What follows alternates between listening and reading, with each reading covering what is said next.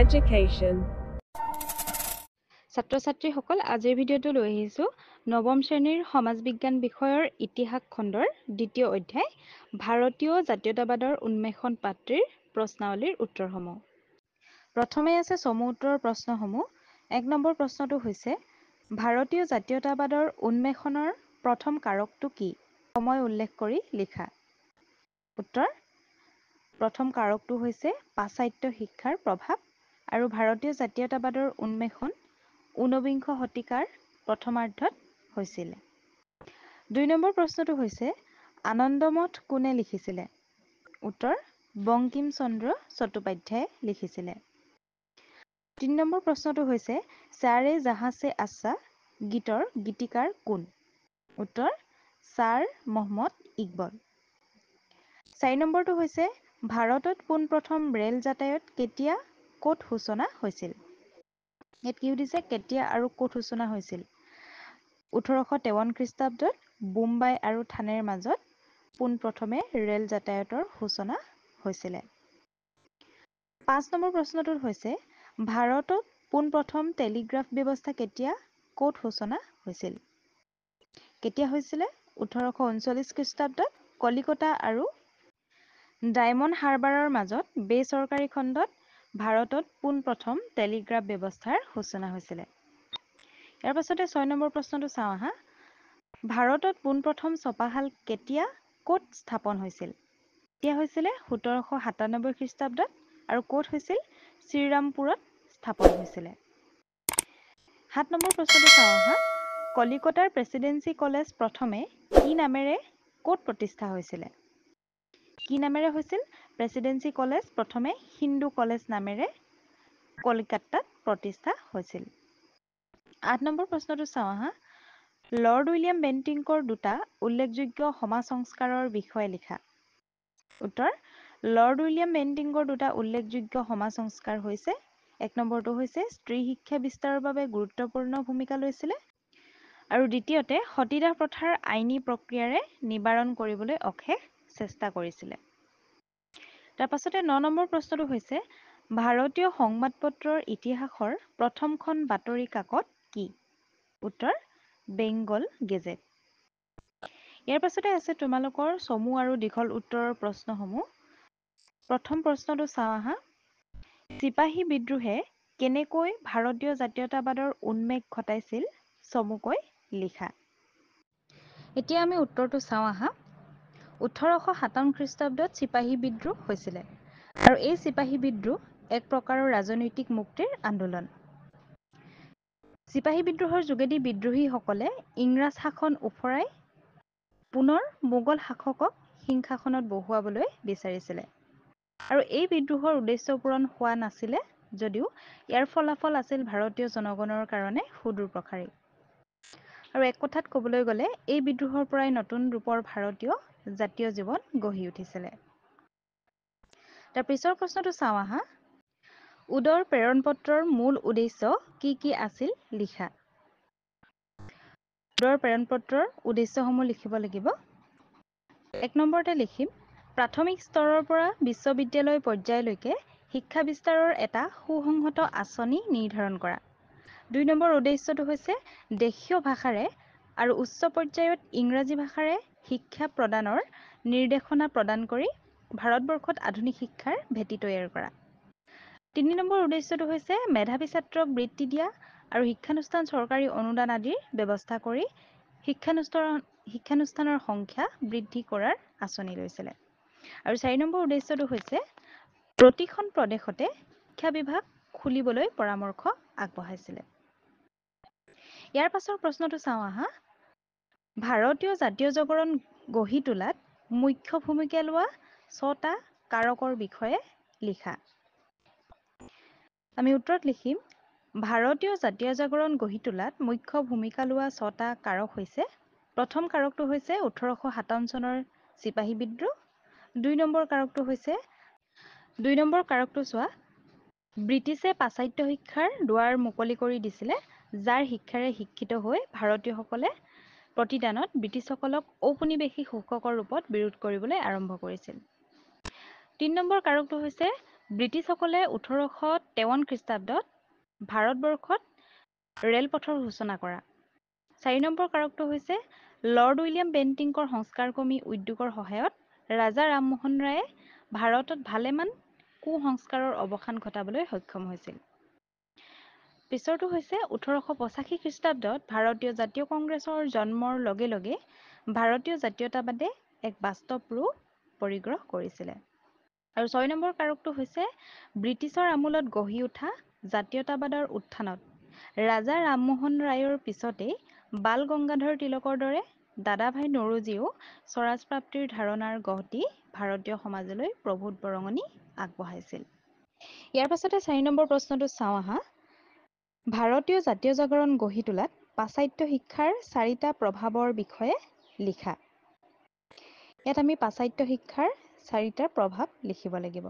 আমি উত্তৰত লিখিম ভাৰতীয় জাতীয় জাগৰণ গঢ়ি তোলাত পাশ্চাত্য শিক্ষাৰ 4টা প্ৰভাৱৰ বিষয়ে তলত উল্লেখ কৰা হ'ল বা আলোচনা কৰা হ'ল।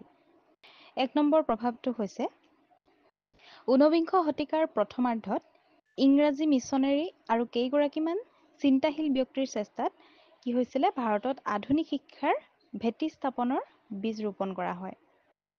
ভাৰতবৰ্ষত আন বহুতো ঠাইসমূহত কি হৈছিলে আধুনিক শিক্ষা বিস্তাৰৰ বাবে বিভিন্ন অনুষ্ঠান গঢ়ি উঠিছিলে।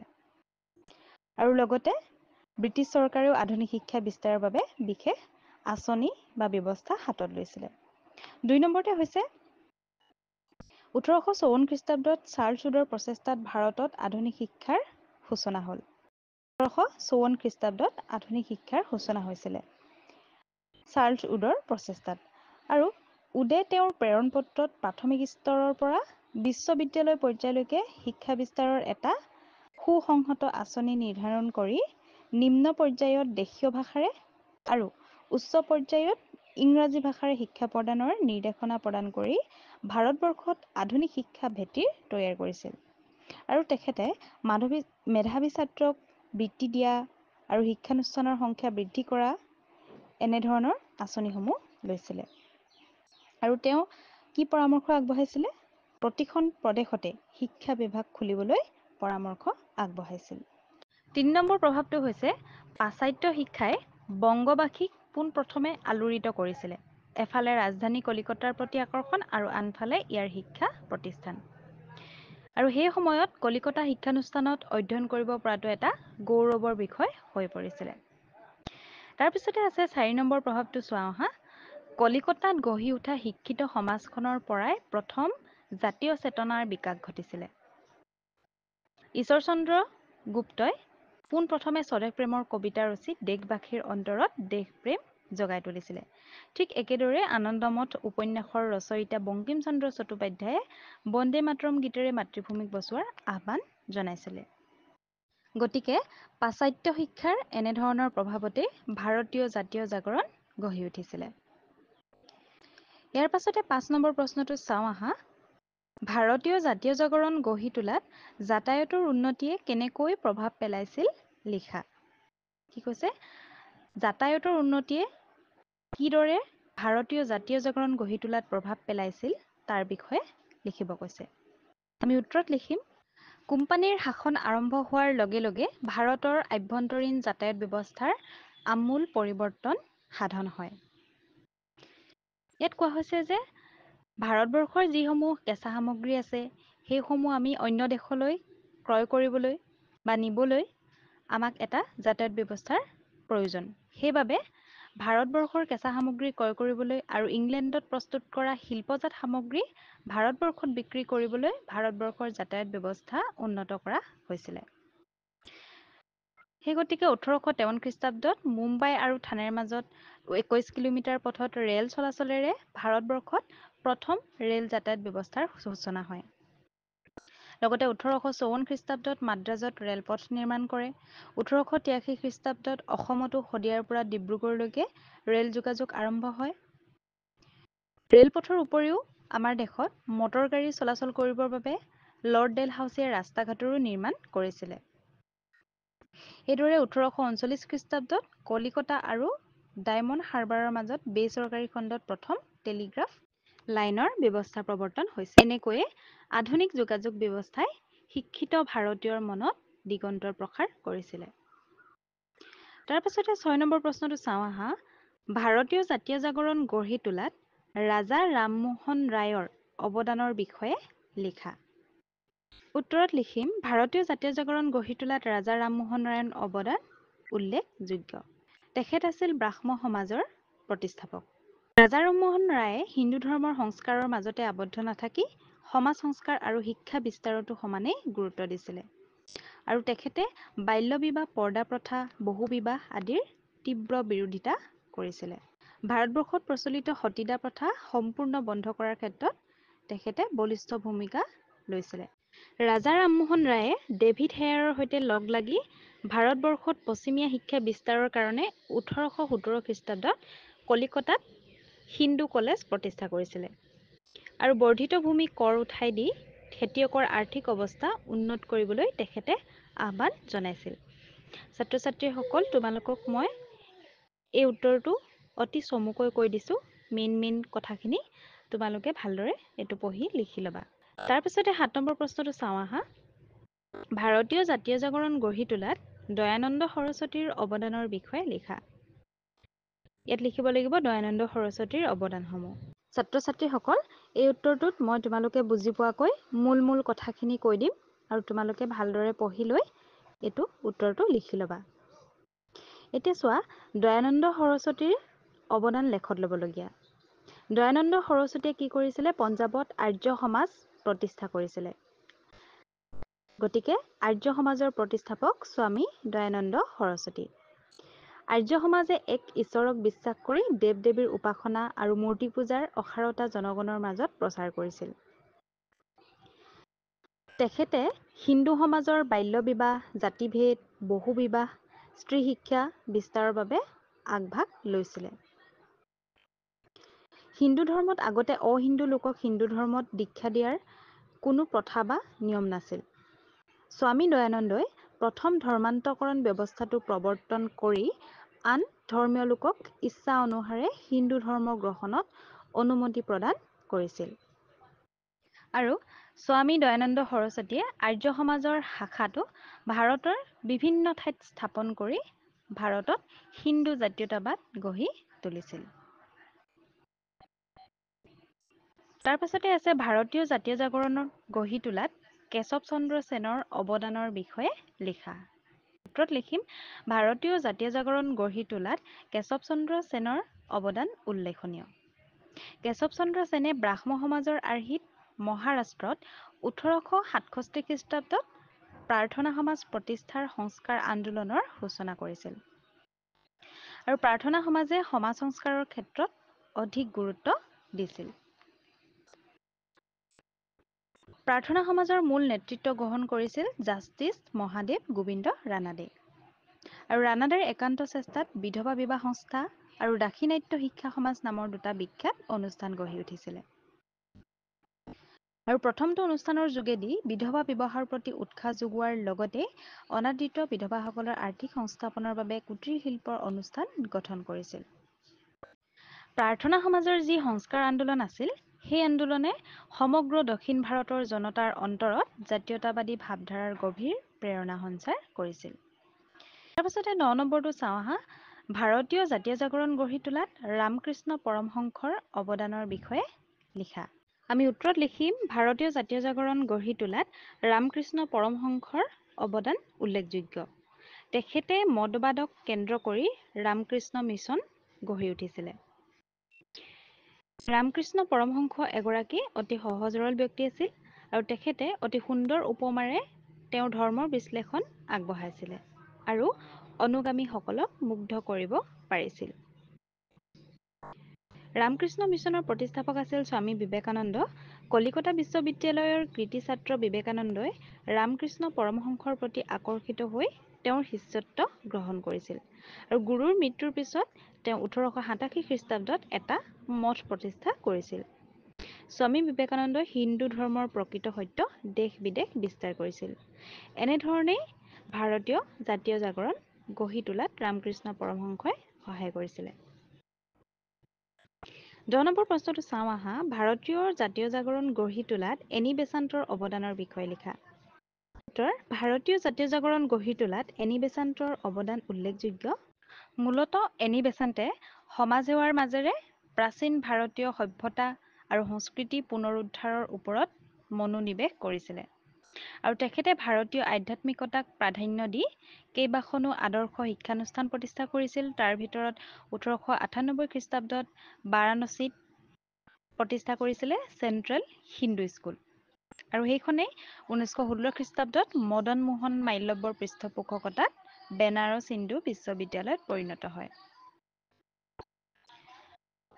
আৰু তেওঁৰ কৰ্মস্পৃহা আৰু চিন্তাৰ বিশালতাই ভাৰতীয়ক অনুপ্ৰেৰণা যোগাইছিল ছাত্ৰ ছাত্ৰীসকল মই তোমালোকক ইয়াত চমুকৈ কৈ দিছোঁ কিন্তু ইয়াৰ উত্তৰটো অলপ দীঘলীয়া তোমালোকে চাই লিখি ল'বা তাৰপিছতে 11 নম্বৰ প্ৰশ্নটো চাওঁ আহা আলিগড় আন্দোলন কি এই আন্দোলনে মুছলমানসকলক কেনেকৈ আধুনিক চিন্তা চৰ্চাৰ পথ দেখুৱাইছিল লিখা উত্তৰ ভাৰতীয় মুছলমান সমাজক আলিগড় শিক্ষানুষ্ঠানৰ মাধ্যমেৰে আধুনিক শিক্ষাৰে শিক্ষিত কৰি তেওঁলোকৰ মাজত জাতীয়তাবাদী ভাৱ চিন্তাৰ সঞ্চাৰ কৰাটোকে আলিগড় আন্দোলন বুলি কোৱা হয় আৰু নেক্সট কুৱেশ্যনটোত কি দিছিলে পিছৰ দশত এই আন্দোলনে মুছলমানসকলক কেনেকৈ আধুনিক চিন্তা চৰ্চাৰ পথ দেখুৱাইছিল মুছলমান সমাজক আধুনিক চিন্তা চৰ্চাৰে পুনৰুজ্জীৱিত কৰি তোলাৰ ক্ষেত্ৰত ছাৰ ছৈয়দ আহমদ খানৰ অৱদান উল্লেখযোগ্য তেখেতে মুছলমান সম্প্ৰদায়ক পাশ্চাত্য শিক্ষাৰে শিক্ষিত কৰি তোলাৰ উদ্দেশ্যে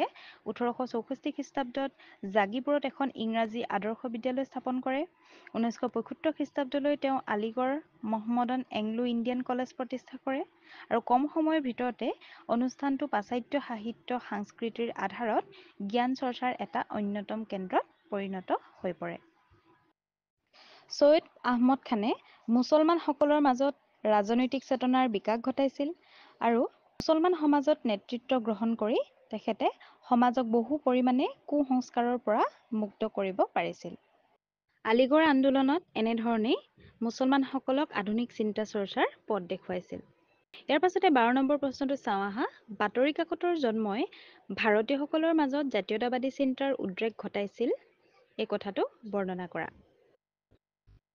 উত্তৰ বাতৰি কাকতৰ জন্মইনো কেনেকৈ ভাৰতীয়সকলৰ মাজত জাতীয়তাবাদী চিন্তাৰ উদ্ৰেক ঘটাইছিলে আমি তাক লিখিব লাগিব ইংৰাজী ভাষাৰ মাধ্যমত প্ৰকাশিত বাতৰি কাকতৰ যোগেদি ভাৰতবৰ্ষত সংবাদপত্ৰ ইতিহাসত জেমছ আগষ্ট হিকিৰ দ্বাৰা প্ৰথমখন ইংৰাজী ভাষাত সংবাদপত্ৰ বেংগল গেজেট প্ৰকাশ হোৱাৰ পৰা তিনিটা দশক জুৰি ইংৰাজসকলৰ দ্বাৰা প্ৰকাশিত ইংৰাজী ভাষাৰ সংবাদপত্ৰই প্ৰাধান্য লাভ কৰিছিলে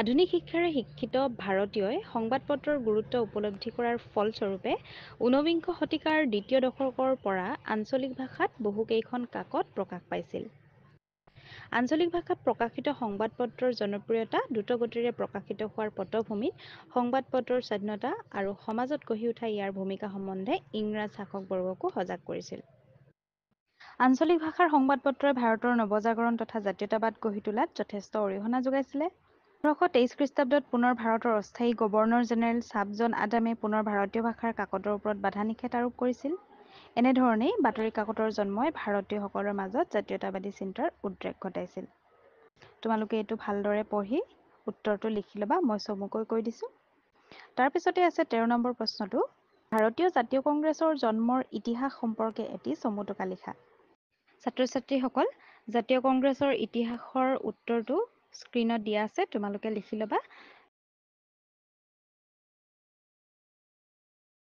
তাৰ পিছৰ প্ৰশ্নটো চাওঁ আহা ভাৰতীয় জাতীয় কংগ্ৰেছৰ কাৰ্যাৱলী আৰু বিকাশ সম্পৰ্কে চমুকৈ লিখা কাৰ্যাৱলী আৰু বিকাশ সম্পৰ্কে লিখিব লাগে আমি উত্তৰত লিখিম 1890 খ্ৰীষ্টাব্দত জাতীয় কংগ্ৰেছে সুৰেন্দ্ৰনাথ বন্দ্যোপাধ্যায়ৰ নেতৃত্বৰ এটা স্বজাতি দলত ইংলেণ্ডলৈ পঠাইছিল আকৌ 1892 খ্ৰীষ্টাব্দত ভাৰত পৰিষদ আইনে কাৰ্যত ভাৰতীয়ক একো নিদিয়াটোৱে জাতীয় কংগ্ৰেছক হতাশ কৰিছিলে তাৰপিছতে 1905 খ্ৰীষ্টাব্দত বাৰাণসী অধিৱেশনৰ জাতীয় কংগ্ৰেছৰ সভাপতি গোপাল কৃষ্ণ গোখলে নামৰ সুৰৰ ভাষণ আৰু অনুনয় বিনয় ত্যাগ কৰি কেৱল স্বদেশী কাৰ্যসূচীক গুৰুত্ব দি কঠোৰ পন্থা গ্ৰহণ কৰিবলৈ বিপিন চন্দ্ৰ পালক আহ্বান জনাইছিল। এই ঘটনাটোক কেন্দ্ৰ কৰিয়ে কংগ্ৰেছৰ মাজত মতানৈক্য ঘটিছিলে।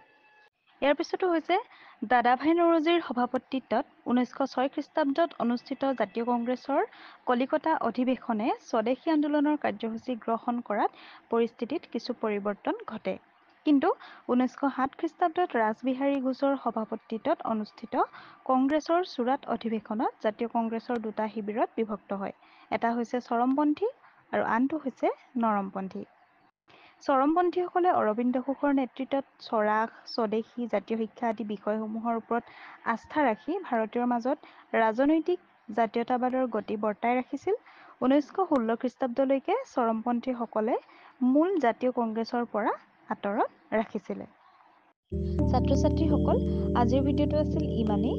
যদি ভিডিঅ'টো ভাল পালা তেন্তে ভিডিঅ'টো লাইক কৰিবা, কমেণ্ট কৰিবা আৰু বন্ধু-বান্ধৱীলৈ শ্বেয়াৰ কৰাৰ লগতে আমাৰ চেনেলৰ প্ৰশ্ন উত্তৰৰ ভিডিঅ'সমূহ পাই থাকিবলৈ চেনেলটো ছাবস্ক্ৰাইব